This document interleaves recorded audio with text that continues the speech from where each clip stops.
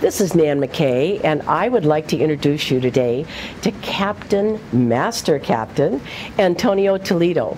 He is the captain of the Azamara Pursuit cruise ship, and we are up in his area on the top deck.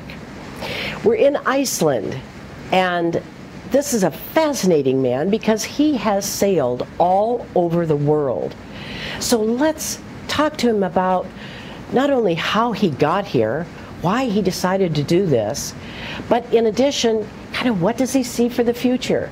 So welcome, Captain Toledo. Thank you. It's a pleasure to be with you. Well, you grew up in Spain. So tell us a little bit about your growing up years. Well, I was born in a very particular place called Melilla. Melilla is in the north of Africa, but it's a Spanish city. I spent there only 5 years of my life. My father was in the military, and then we started moving all over Spain. But perhaps those years there were very particular for me to do what I did and become what I am now, professionally speaking, right? Those times, to get out from Melilla, the most common thing was a ship. We used to call it the mail ship. It was a ship in regular linking Melilla with Malaga, or Malaga. Malaga. That's exactly what I was trying to think of. Malaga. Malaga, and that was the way. The only way to communicate. There was a plane, very small one, but everything, if you were taking your car, so everything was by ship. And that was a small city, and one of the common things to do, I don't know if you have been there, but the city has a very small old town with a fortress, and then right below the fortress is the port. And you have a nice breakwater that you can walk on. So it was typically some sort of fun to walk there, fish, or just watch the ship coming in on Sundays, right? So that was one of the things we were doing. My parents and were taking all the family and just walk there. And I was always fascinated seeing this ship coming in, always at the same time, right? And bringing everything from Spain, right? From the peninsula, right? From the mainland. And I remember taking cars out of the ship on nets. They were the main car, right? Was with a crane, and because the ship didn't have a ramp, or the ramp was not fitting there. I don't remember. I was a kid, right? So all this called my attention, and for me it was like very romantic to look at the ship coming and leaving and going somewhere else. Then on summer times we used to go and spend our vacation in Marbella, in nearby Malaga, and that was our means of transportation, right? So we were taking that ship, and I remember that I was 4 years old. And I was getting lost by myself. My father was always looking for me. And I was lost on the ship, just investigating, looking here and there, and I was amazed. I don't know, don't ask me why. And I remember always looking. In those times you could go even to the forward mooring station. It was open, you could go almost everywhere on the ship. And then this little kid was just exploring here and there, and I remember I jumped into the mooring station forward, and I looked back and I see the bridge, and that was like something, wow, that's like the Enterprise, right? Oh, what are they doing there, right? And then I see one guy with the uniform telling me, don't step on that thing. Yeah, it was with the speaker telling me, hey kid, get down from there. So all this fascinated me, and I remember since I can remember, my father was asking me, what do you want to do in life? And I wanted to do this, I don't know. From that very moment. Yeah. It's funny because I remember as a little kid, I would go out to the airport, and the planes taking off and landing just fascinated me. I would rather do that than, even in my teenage years, than go out on a date or do anything else. I wanted to watch the planes. And I finally became a flight attendant years and years ago. Only for a year, but it was fascinating. And all those things when we're young, it's interesting how they can influence Absolutely, your career and what you do. Yeah. So I guess what really influenced your decision then to sail? You had to go to school, didn't you? Tell us a little bit about that. What'd you graduate in? The maritime school. Yeah, I'm a master license. I have a master's degree. Better said, sorry. Master license is the license. I have a master's degree in navigation, maritime transport. In Spain, I did in Spain. That is university. After college, you go to the university, and you have to spend those times was 5 years in the university, and then do some practice also on ships. In total, until you can say that you finalize your academic period. It can take like 10 years in total. You need 5 years in the university plus 5 years practicing until you go and you get your captain's license, right? Which is, let's say, the end of the career path. Right? You can be captain, or you can hold the license, but you can be officer, or can be the captain's position as such will come whenever it has to come. But to get the license in total is all that time. It's very long. But after the 5th year of the university, all those practice, all those periods of time that you have to be counting days in the air world is hours. In hours, everything is slower. Is days. You work as an officer on board the ship, so it's a professional period also, right?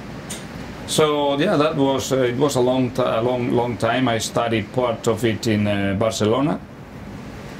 Then I joined the expedition, Christopher Columbus expedition that I told you already somewhere. I had a little break, and then I continue after in Cádiz. I did in the university down there, where I finalized all my studies. Let's talk about that expedition. Now that sounds really interesting. What was the thrust of all this, and how did you get chosen to do it? The expedition, the intention of the purpose of the expedition was to study and understand how Christopher Columbus, as the figure of those times, of those years, and in general all the sailors or the navigation in that period was. This was when the 500 years anniversary of the discovery of America by Christopher Columbus was celebrating, was the time to celebrate that. And then there was an organization, with some involvement of the Spanish government, to reproduce the ships as replicas, right? And then sail them? Yes, as accurate as possible with the information in hand, because those times in the 15th century the naval architecture was not written, was verbal, was transmitted verbally. So there are and some notes, but there were no plans as such, or some documentation as such available. So many things are taken from papers, verbal transmission, drawings, but drawings, artistic drawings, so it was very difficult to understand how those ships work. So the purpose of this expedition was to build a ship as accurate as possible, and then experience the ship and cross the Atlantic as he did in the 15th century, right, in 1492. And that was the aim of the expedition. And then, of course, as a collateral thing, was to promote the image of Spain as the country who promoted the expedition 500 years before, etc., etc. And so, did you do that? Did you actually? Yes. I had the privilege and of participating. I rigged the ship with some other people, with my own hands, because everything was natural. Even the wood that was chosen for building the ships, they tried to choose the same trees in the same areas that those ships were built that time, and it was quite interesting. It was the project took decades to have it ready. They started when I was a kid, so to collect all the information, to prepare the trees, it was quite interesting. Then they built the ships. I participated on the rigging. Everything was natural fibers. Everything was made handmade. And then I traveled on those, experiencing and testing how Christopher Columbus did. For 2.5 years I was there. What's the main thing you learned from that? Well, so many things. It's so many things, because you are transported in time. It's like a time machine. I remember I had some interviews for the press or for the media that time, and sometimes you didn't know what year you were. Right? If you could isolate yourself on the ship, you could think that you were in the 15th century.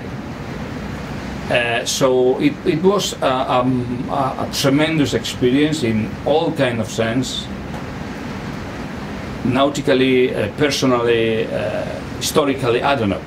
Name it, but it was I think was the experience of my life. Yeah. I can totally think it must have been, because I can see how you could be in the middle of the ocean without anybody around and start thinking, I could be back then. That could be me. Yeah. Wow. We spent when we did 2.5 years.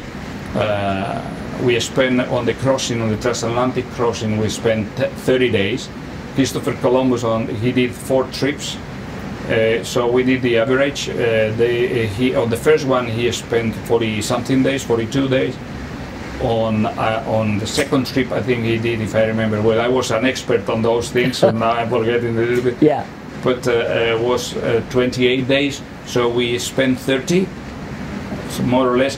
But 30 days were very interesting.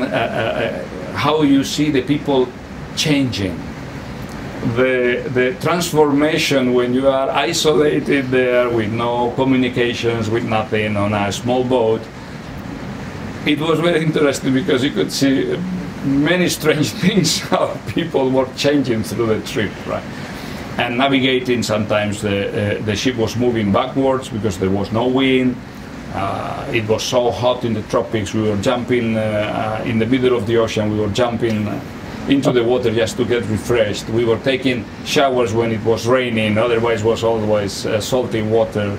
So it was a kind of adventure. Yeah, what very an experience. Yeah. What an experience. And navigate, and beside all the human part that is really interesting, navigate a ship like that. I remember when I was living in Barcelona and going to the university, I had to go. The subway was dropping me in a point where Christopher Columbus. I think everything was linked, right? The Christopher Columbus Square down the Ramblas in Barcelona. I don't know if you have been there. There is a statue, right, of Christopher Columbus, very famous. Everybody goes to take a picture there, by the port. And then I had to walk from that square all the way to the university that was on the other side. And instead of going into the streets, I was going by the port, and exactly in front of the Christopher Columbus statue there was a replica of the Santa Maria, and I was going very early in the morning, and the sun was coming up exactly in front of the ship. And I remember I was stopping there every morning saying, "Oh boy, look at these guys, what they did. Oh, this must be something I would love to do, something like that." And then it happened. Right? And then it happened. How many crew did you have on that ship? 24. On the Santa Maria, we were 24. The team, and then for the event of crossing the Atlantic, we were 60-something, if I remember well, because we brought a representative of all the navies in America. So there was of the Navy academies. So one cadet or one student from each Navy academy of all the countries in America joined the expedition as a symbol, right? And living together was really interesting. So that we were 60 something for the crossing of the Atlantic, which was worse because we were more packed. And you start seeing personalities come out, don't you? Oh, yeah, you see the leaders. Oh yeah, big time, yeah. You see the followers. Yes. You see the conflict in personality, probably. And how your mind start getting spoiled with the days at sea, isolated with so many people around you. But only those people.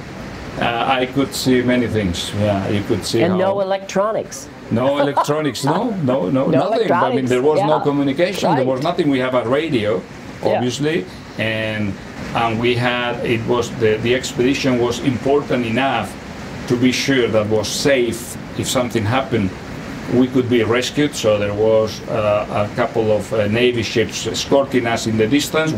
Normally we never saw them. Sometimes they were passing information on plastic bags. They were approaching and passing some information for security reasons. But we were alone, right? So there was nothing. The only conversations were with your team there and with yourself. I used to go and jog. I used to jog on the forward deck under the forward mast there on the same spot every morning after my watch. There he goes again. Yeah, it was very interesting. Very interesting. So you served on several ships before Azamara, didn't you? Yes. And then did you serve as several positions and kind of worked your way up, or how did that work? Yes, I was all the positions on the as a bridge officer, right, as an officer. I did my cadetship for a time. Then when I got my first license, then I was officer on watch. Then I was first officer. Then I was safety officer. Then I was staff captain. So I was growing up through all my career path until I became a captain. So how many years did that span?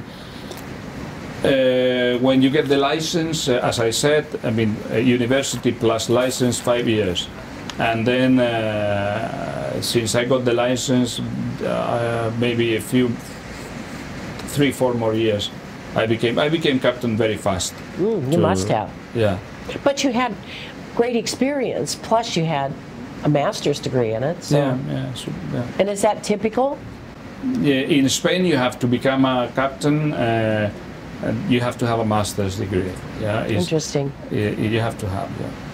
So then, eventually, you came to Azamara. What interested you about Azamara? Many things. First, I like this kind of ships. The size is perfect. You can do many things. They are not too small to handle the sea better. I had enough with the Christopher Columbus ship. You know the difference. Well, I remember eating and doing like this for the waves passing, right? During our meals, you have to do like this because the waves were passing. And the rolling, you can imagine. So the size is perfect. It's not too small, as I said, and it's not too big. You can go everywhere with these ships practically and discover every planet, every corner of the planet if you want. Every planet I would like, but that's a Star Trek, right? So, and the ambience on board. I was mentioning before, I like to know the crew. I like the crew, the interaction with the crew, with the guests, with the and have this ambience that we have. Azamara is very particular because of that, and that's possible because of this size of ship and because of the spirit that Azamara has. Right? Actually, I think that's why the passengers like Azamara as well, because it's not so big that you have this huge long hallway to go down every day, but it's big enough that you have all the facilities and the amenities that you would possibly need. But you can go into ports that the bigger ships can't go into. And I think that's another real plus. Yeah, absolutely. That's another attractive of Azamara. We go all over the planet, as I said. We have no places that I think we don't go. Sometimes we go to places where no one has gone before. Small ports, very challenging sometimes, but that gives you also some excitement, professionally speaking, and you don't get sleepy on an ABC run for a few months. I've been I've been already 2 months on board, and I have been in so many places. I have repeated just a couple of them, right? And that's another attractive of Azamara. Well, let's talk a little bit about the responsibilities of a captain. So, how many passengers, how many crew? Give people a feeling on this for ship, we have the maximum capacity is 700 something, 77. It's like a Boeing. Normally, but that's in maximum capacity with upper beds. What we call upper beds.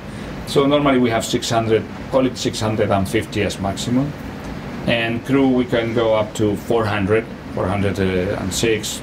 Depends on the amount of guests that we are operating with. So, but normally between 380 and 400 something. So what are the responsibilities of the captain?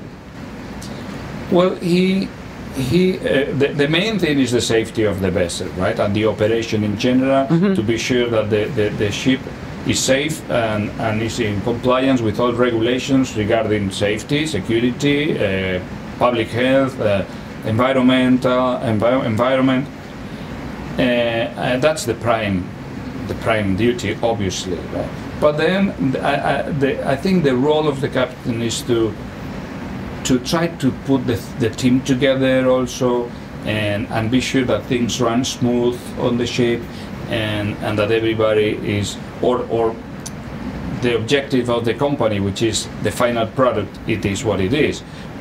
My little part, of course, you have all the big heads of department, as the hotel director plays a tremendous role. I mean, is running the hotel department, the floating hotel of the ship, which is extremely complex, but the captain's duty is a little bit participate and support the teams on board to have the best possible teamwork, and then get the best results, right? So how do you do that? Do you have staff meetings like once a week, every day? How do you coordinate it all? Yeah, the day is very interesting, and is moving from different areas to another. Yeah, you have meetings, regular meetings. You have that are, let's say, regulatory, or that you do as per requirements, and others that you promote depends on the necessities, right, and the team building, and what comes next for next cruises, for next operations. We change area, we change cruise. Well, we are changing areas and cruises all the time, so you need to be in touch with the team all the time. And the home office, if you're changing. Yes. In that case.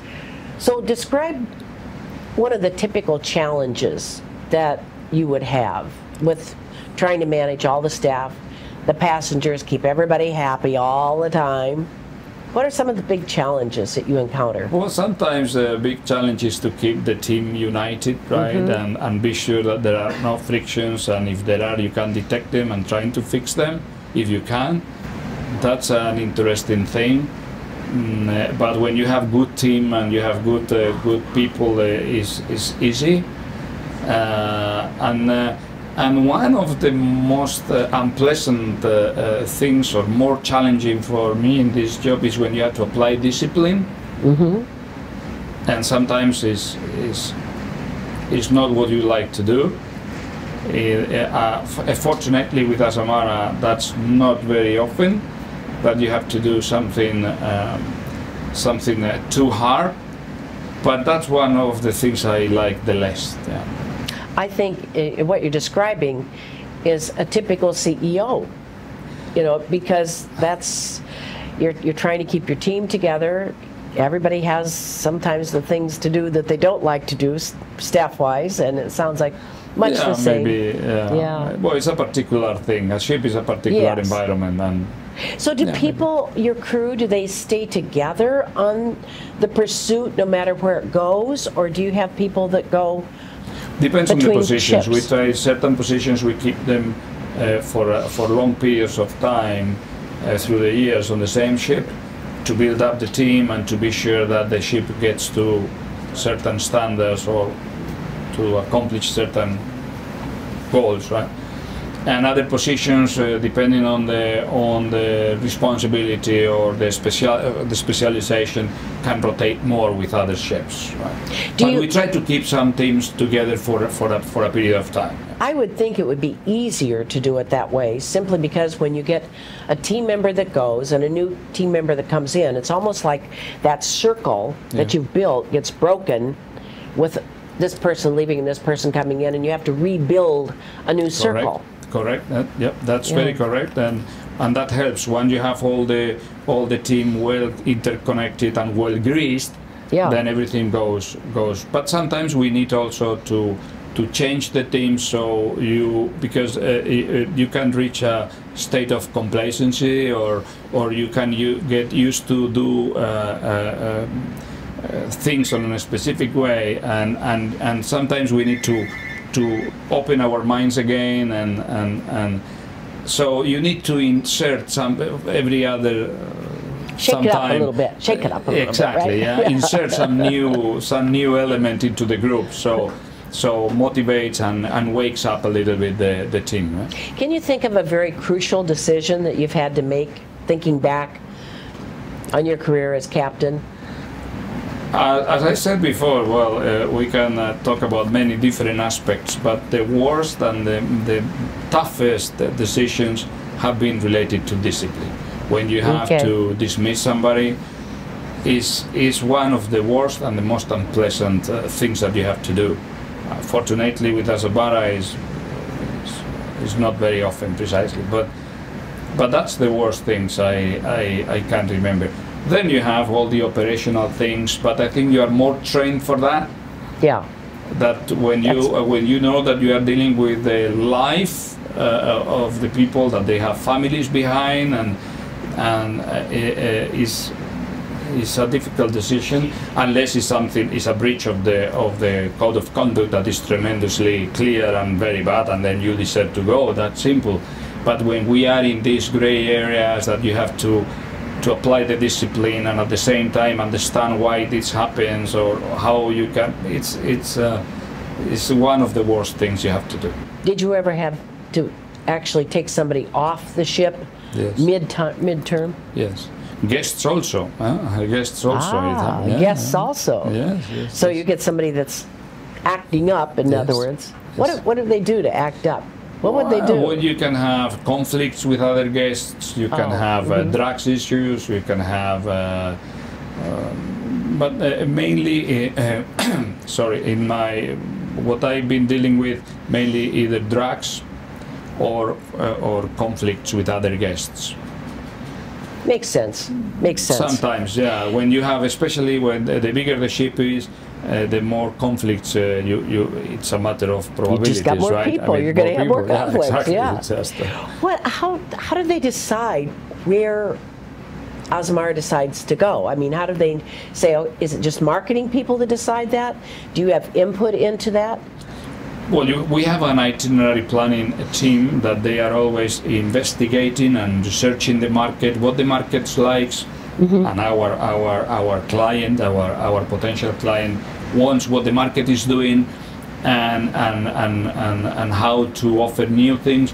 So all together they try to come up with something. Then when itinerary planning and marketing, they find something interesting, then it's shared with us also, to see if it's feasible and how we can execute it with the ship, right? And also sometimes we give input on destinations. I can come up, hey, have you checked this? This is a good place to go in South America because I've been with other companies or I've been by myself, and we could go there, we could go here, or vice versa. No, let's not go there, that's not interesting.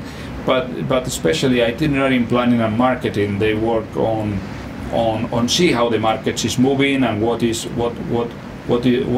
offer is, where to go, and that can be appealing for our for guests, and, yeah. and attract them, and also feasible for us, right? So one thing I'm really curious about is, do you get assigned to the same location all the time? So do they divide up the captains and say, okay, you've been here before to this location, so you're going to have this route? Or do they say, well, let's mix and match, and do you go into places that you've never been before?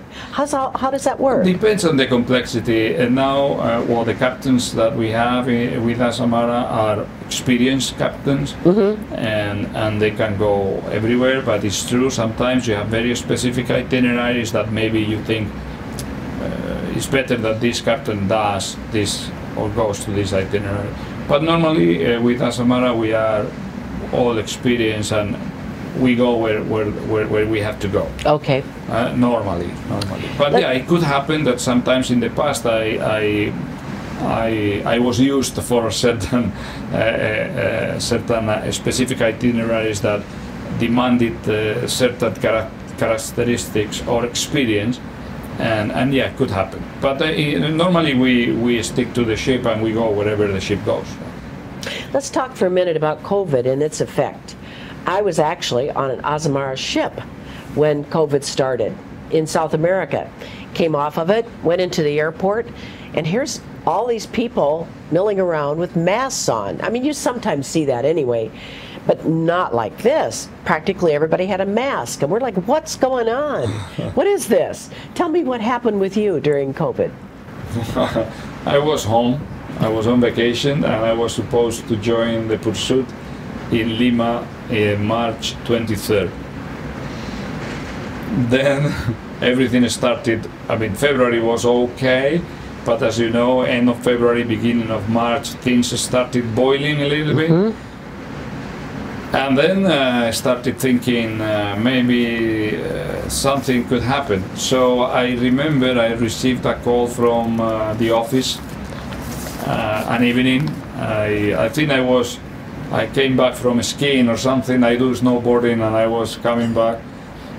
And then I received a call from that was beginning of March, and he said, "Look, what are you doing now?" And I said, "Well, I just came from the mountains, right?" So, look, we are thinking, we see that Spain is going to lock down sooner than later.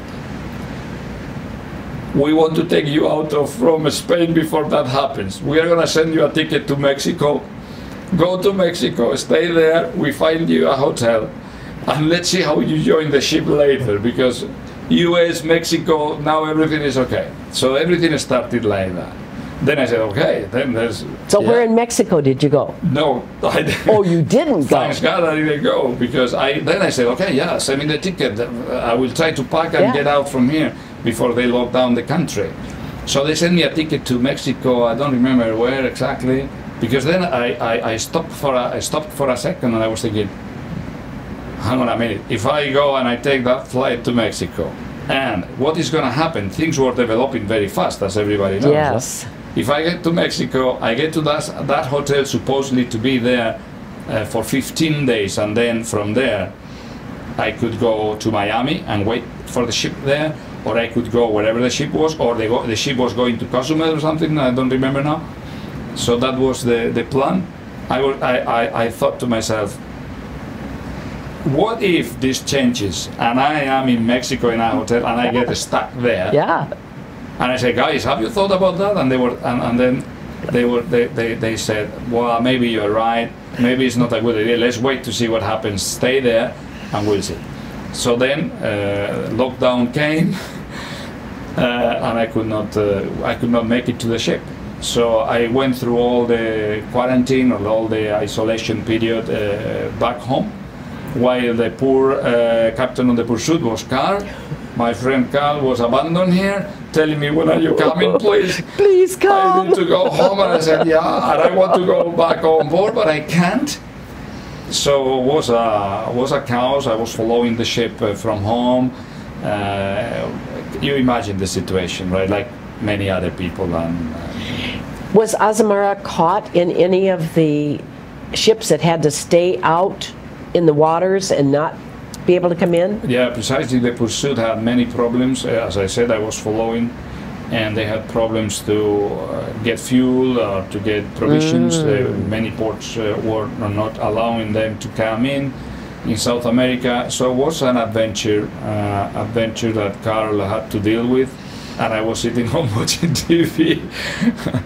I know Carl. He was probably like, I know. Well, he did come get me. he did a terrific job, right? Yeah. But I would have loved to help, and I was fresh coming from vacation, so for me it would have been different. Yeah. And poor Carl was ready to go on vacation. Yeah, bet he was. But he did a terrific job, and I was watching TV home, right? So. Think about a person who, let's say, aspires to be a captain. What would you say to that person? Well, that you can do it, right? If I can be captain, everybody can be captain, right? So it's a matter of dedication, of really want to do it, and put all your effort and your dedication to it. Work hard, follow all the steps. Try not to be anxious to be captain. I think. When you go from one position to another, is okay. You fight to get the promotion. You fight for the new position. But when you have the last step, when you go to the last step to become a captain, you have to be patient and let the opportunity come. You have to show you are ready, but let it come, because it's very complex. It's a lot behind. You are along with the responsibility, and it's something that you have to be really ready for it, right? Yeah. If it comes too early, it's not good. So, but dedication, patience, and this job, like many others, right, is a matter of patience and dedication. If you want to grow and get wherever you want to get. And maybe getting master's degree, as you did, in navigation. Yeah, in different countries you don't need it, I think, but it helps. It helps to, I guess it helps to understand things or opens your mind, perhaps, I don't know. But yeah, eventually. But dedication, like, the best to answer these questions is Arnold Schwarzenegger, right? So these you know, all his speeches about focus and dedication, focus. I want to be this. Go for it, right? So what? You're at the top. What would you like your future to be in the next 10 years? Yeah, I want to enjoy my job. I reached what I wanted to be when I was a kid, and I'm grateful for that, right? And I'm happy, and I just want to enjoy it. I want to enjoy what I'm doing with the nice people, with the nice things, with the nice ship, and discover more the world. There are many places that you want to still to see, or you want to see again, and continue enjoying what I'm doing, and continue having luck to run the ship safe and with no problems. And you've seen a lot of changes in the world, really, over the last, how many years now since you originally been captain? I never count. It's better not to count them.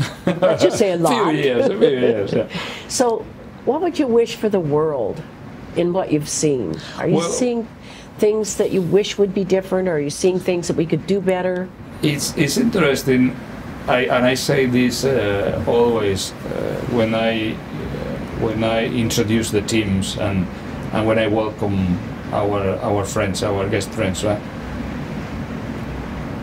We are 400 people from all over the planet. The other day we had the celebration of the independence of Indonesia, or we have Philippines, or we have India, to give a couple of examples. And you see how people from different countries, different religions, different cultures, different colors, different whatever, name it, because on this 400 we have nationalities all over the planet, name one, and for sure we have somebody from there, and we live in peace. Yes. And we live with no problems. And we celebrate the independence of Indonesia, and everybody's happy hugging each other, right? So why is not happening around the planet? Around the whole world. Why we have people fighting against each other and like hating each other? We are not like that. And the proof of that is the Azamara Pursuit, right? And you're a microcosm, really, of the whole society. This is a representation of the world, right? Yeah. Why we can live in peace here and not outside? Perhaps because we are influenced or manipulated. I don't want to go there. This is out of our conversation, but what is going on? Why we prove that we don't have. You can believe on whatever. Yeah. You can be whatever, and we can live in peace together and work together and have a great time. So. What influence do you think climate change is going to have on cruising? Changes? Yeah, climate. Climate. The crisis of the climate, really. We're seeing glaciers that are, you see them all the time. I mean, we saw them in Chile, in Alaska. You see them all over. True. I don't know, that's a tricky question because it's difficult to answer without compromising something. Yeah. It's a hard question, isn't it? It's a difficult. I see changes, obviously, and I see how weather patterns are changing. And what I learned a few years ago, sometimes it doesn't match what you see. Now, is this a direct cause of human being or human life, or what we are doing now in our world now, or is natural and we have just a percentage of influence? This, don't ask me because I don't know. And you know that there are different opinions, right? In maybe 10 years. Maybe, we'll know more. I don't know. But what is true is that these dramatic changes happen in the past. However, our recorded history on climate is very limited.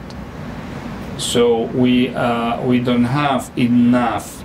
Again, I'm not an expert and I don't want to go there, right? Only what you've seen. But perhaps, do we have really enough information to say this is what is happening? And sometimes we see things that it happened in the past. So do we have an influence? For sure. Is that much? I don't know. What is clear is that we are contaminating the oceans, that's for sure, because I see the plastic, because I see the oil, that is for sure. Are we changing the climate? I don't know. But that we pollute, for sure, and that we have to do something to preserve the environment, there is no doubt about that. Well, it has just been so fascinating to talk with you. You've had such a great life, haven't you? When you look back, you say, I think I could do much more, and I don't know, I have a normal life. It's not normal to most people. I don't know. But it's wonderful, and it's been so nice chatting with you. Thank you for taking your time. I really appreciate it. Thank you for taking your time and offering me this opportunity to speak and chat with you. And yeah, I hope we see each other more often on board the Pursuit. We keep sailing, and we keep sailing on Azamara. Yeah, I hope to see you again. Thank you.